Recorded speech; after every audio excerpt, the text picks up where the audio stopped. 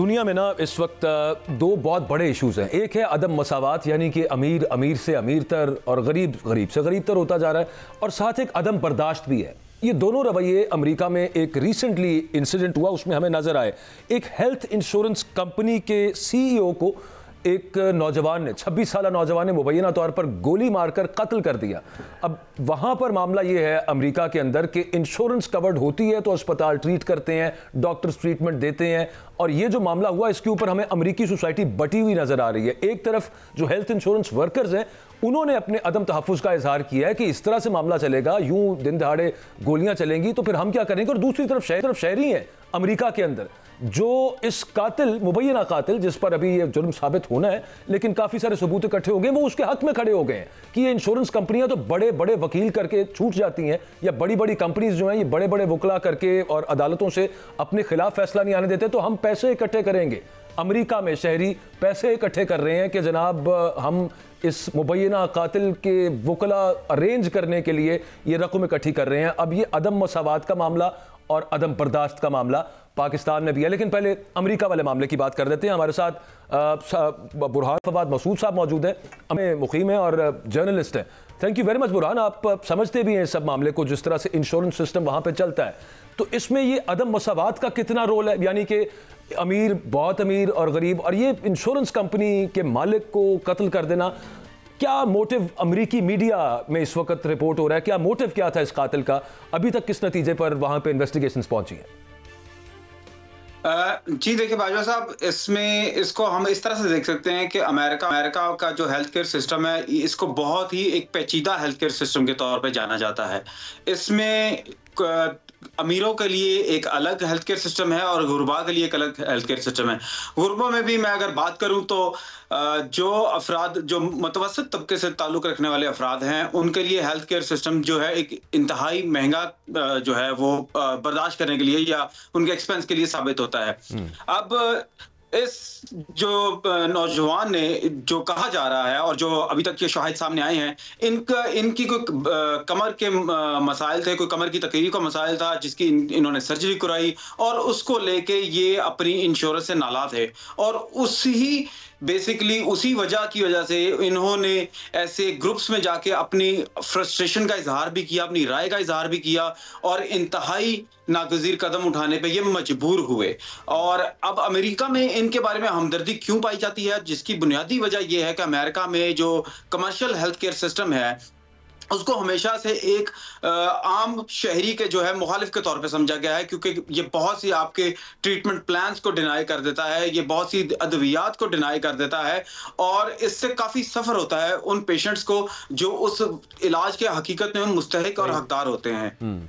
इस वजह से दो राहें पाए जाते हैं इस कातिल को लेके। अच्छा, ये बताएं कि वहां पे एक ये अदम मसावात वाला मामला, यानी कि इनइक्वालिटी और वो फाइनेंशियल इनइक्वालिटी, कि यार ये इतने अमीर हैं और हम गरीब होते जा रहे हैं, ये भी उसके पीछे कोई रीज़न है जो लोगों की हमदर्दियां इस मुबैना कातिल के साथ हैं कि यार ये इंश्योरेंस कंपनियां तो बड़े पैसे कमा रही हैं और हमें ये डिनाई कर देते हैं बेसिक ट्रीटमेंट्स भी।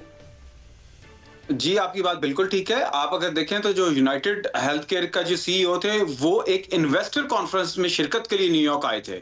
तो अगर आप यूनाइटेड हेल्थ केयर का प्रोफाइल देखें तो ये कंपनी जो है अमेरिका की एक बड़ी कंपनियों में से शुमार की जाने वाली कंपनी है, जिसने गुज़िश्ता कई सालों में अरबों डॉलर का मुनाफा हासिल किया है।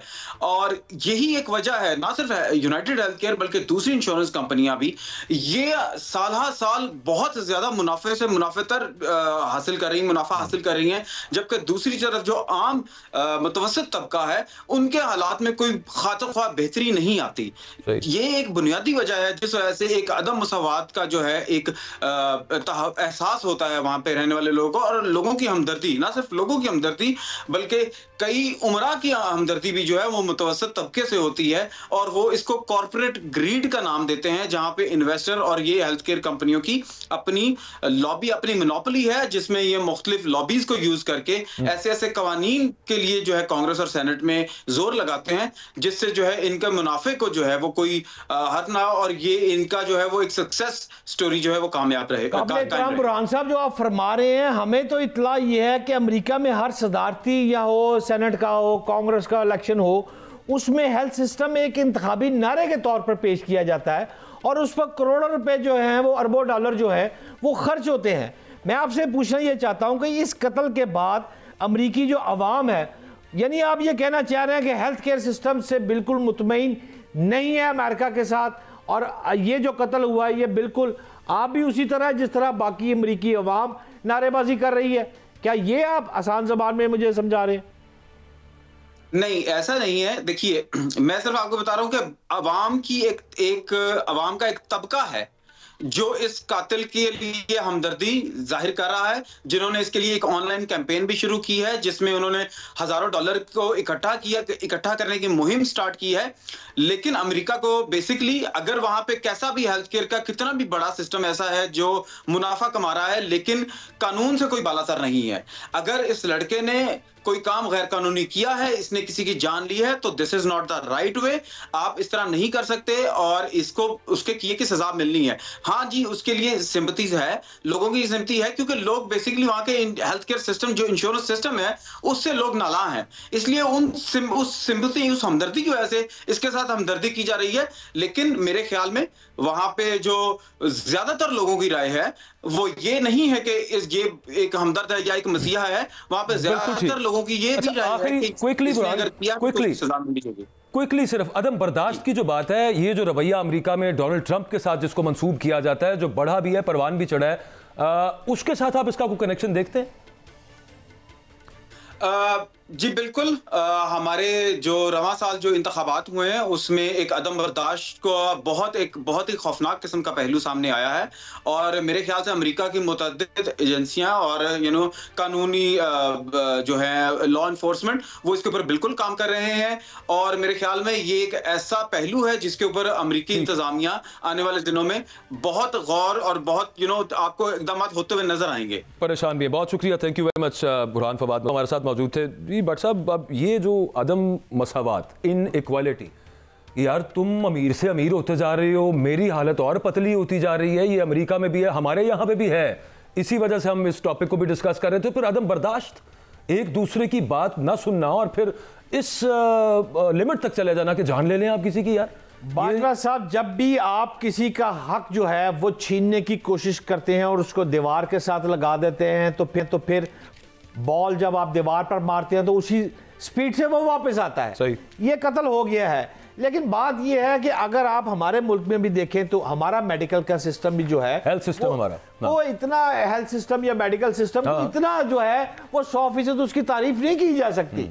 लेकिन इसके बावजूद अगर आप कंपैरिजन करेंगे, ईमानदारी से मैं अगर आपको बात कहूं, चारों सूबों को कंपैरिजन करें तो पंजाब में जो है, जो मेरे पास, मैंने भी आने से पहले चारों सूबों को देखा है, फॉर एग्जांपल पंजाब में 2500 जो है वो बुनियादी मराकज़ सेहत और 200 से ज़ायद रूरल हेल्थ सेंटर की रीवैम्पिंग की जा रही है, जो उनके मुताबिक कोई 5 साल 10 साल बाद नहीं, ये मार्च 2025 में मुकम्मल हो जाएगा।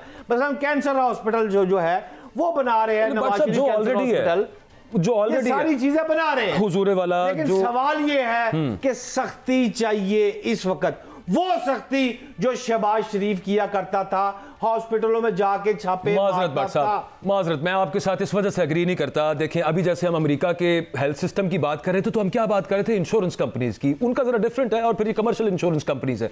यहाँ पे जो आम बंदे की इंश्योरेंस थी ना, वो था आपका हेल्थ कार्ड, जो इमरान खान के जमाने में आया। आप प्राइवेट अस्पतालों में भी इतने बड़े महंगे डॉक्टर, आप जानते हैं बहुत सारे अस्पताल मालिकान को भी अस्पताल किस तरह से चल रहे हैं, कितना प्रॉफिट कमा रहे हैं, तो गरीब बंदा भी वहां पे जाके ना बेहतरीन इलाज करवा सकता है। दुनिया का सबसे बड़ा मुल्क अमेरिका जो है, वहां पर हेल्थ का सिस्टम ये है, आप उसको कंपैरिजन पाकिस्तान से कर रहे हैं।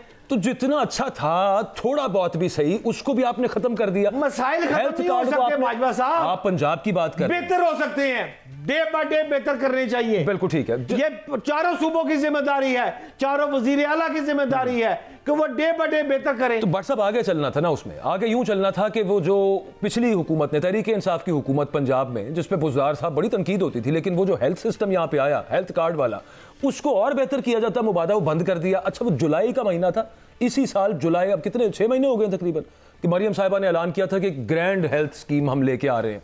वो पूछे ना जरा, अभी तक स्कीम क्यों नहीं आई वो? और जो गरीब बंदा, ठीक है, अस्पतालों की, जो सरकारी अस्पतालों की हालत है, दो बातें हैं मेरी आखिरी। आप टीबी हेपेटाइटिस दिल शुगर ਦੇ ਮਰੀਜ਼ਾਂ ਨੂੰ ਉਹਨਾਂ ਦੇ ਘਰ में दवाई यही मरियम नवाज दे रही है। जो बच्चे पैदाइशी हैं जिनको इंसुलिन लगती है उनके घरों में आ रहे हैं। और जिसकी बात आप कर रहे हैं उस्मान बुज़दार की, अल्लाह की कसम खा के कहता हूं कि अपनी पूरी जर्नलिज्म में पंजाब का इतना बेड़ा गर्क उस्मान बुज़दार के दौर में जो हुआ था मैंने अपनी पूरी जिंदगी में नहीं देखा। बाजवा साहब, मैं ये हेल्थ सच है। केयर सिस्टम की बात कर रहा था और हेल्थ इंश्योरेंस हेल्थ कार्ड वाला जो मामला था उसको बेहतर करना था, लेकिन वो ये कहा गया कि जनाब हम एक शनाख्ती कार्ड आप ले जाएं तो जहाँ गरीबों का इलाज हो रहा है वहाँ पे अमीर लोग भी जा करा लेते हैं, लिहाजा इसको हम उसूली मौक़िफ़ ठीक था लेकिन इतना डिले उसके अंदर अभी तक उसको दोबारा उसका इजरा नहीं किया गया। और फिर यही खुदा ना करे कि पाकिस्तान में या कहीं पे भी ऐसा मामला हो, अदम बर्दाश्त अदम मसावात ही से जन्म लेती है।